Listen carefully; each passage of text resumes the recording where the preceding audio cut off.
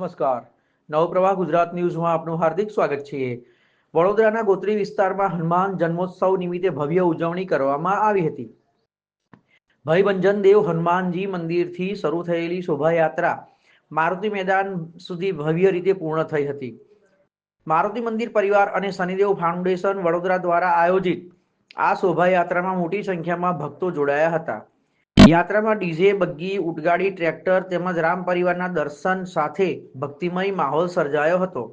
આ ઉપરાંત યાત્રામાં સંતો પણ જોડાયા હતા અને ભક્તોને આશીર્વાદ આપ્યા હતા.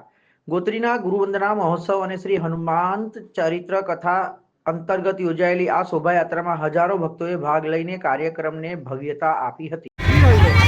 જય સિયારામ, જય બજરંગબલી. આજે છે હનુમાન જન્મોત્સવનો દિવસ અને હનુમાન જન્મોત્સવના દિવસે ગોત્રી વિસ્તારમાં જે ગુરુવંદના મહોત્સવ થઈ રહ્યો છે, હનુમાન ચરિત્ર કથાનું આયોજન થઈ રહ્યું છે. તેના અંતર્ગત આજે જે ભયભંજન હનુમાનજી મંદિર પરિવાર છે તેમના તરફથી અને શનિદેવ ફાઉન્ડેશન તરફથી સંયુક્ત રીતે આ એક શોભાયાત્રા કાઢવામાં આવી છે.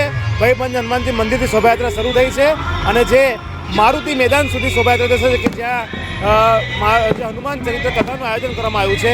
ખૂબ મોટી સંખ્યામાં મહિલાઓ, બાળકો, યુવાનો, પુરુષો લોકો જોડાયા છે.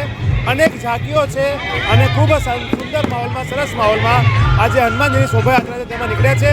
હું તમામ ભાવિ ભક્તોને ફરીથી શનિદેવ ફાઉન્ડેશન અને ભયભંજન હનુમાનજી પરિવાર તરફથી શુભકામનાઓ પાઠવું છું. જય સિયારામ.